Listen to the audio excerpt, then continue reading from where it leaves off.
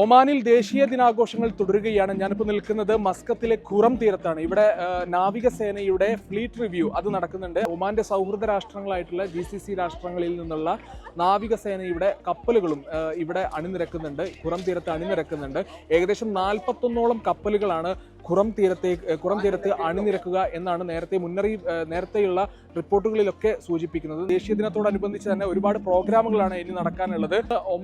ഒമാന്റെ വിവിധ ഭാഗങ്ങളിൽ നിന്നുള്ള ആളുകളാണ് മസ്കത്ത് കേന്ദ്രീകരിച്ച് ദേശീയ ദിനം ആഘോഷിക്കാൻ വേണ്ടി മാത്രമായിട്ട് എത്തിക്കൊണ്ടിരിക്കുന്നത്. ഇവിടെ എത്തിയാൽ കാണുന്ന മറ്റൊരു കാഴ്ച എന്ന് പറയുന്നത് ഒമാനികളുടെ പരമ്പരാഗത നൃത്തരൂപങ്ങൾ, അതുപോലെ അവരുടെ പാട്ടുകൾ, ഇതിൻ്റെയൊക്കെ വലിയ രീതിയിലുള്ള പ്രകടനങ്ങളാണ് നമുക്ക് ഖുറം തീരത്ത് കാണാൻ സാധിക്കുക.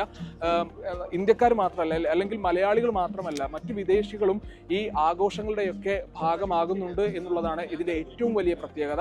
ഇന്ന് ഖുറം തീരത്ത് വലിയ രീതിയിലുള്ള ആഘോഷ പരിപാടികൾക്കാണ് ഇന്ന് ഖുറം തീരം സാക്ഷിയാവുക. അത് മാത്രമല്ല, ഇന്ന് രാത്രി 9:30 വലിയ രീതിയിലുള്ള വെടിക്കെട്ടും അധികൃതർ ഒരുക്കുന്നുണ്ട്. ഇങ്ങോട്ടേക്ക് നമ്മൾ വരുന്ന സമയത്തൊക്കെ തന്നെ നല്ല രീതിയിലുള്ള ഗതാഗത കുരുക്ക് അനുഭവപ്പെട്ടിട്ടുണ്ടായിരുന്നു. പക്ഷെ അതിനൊക്കെ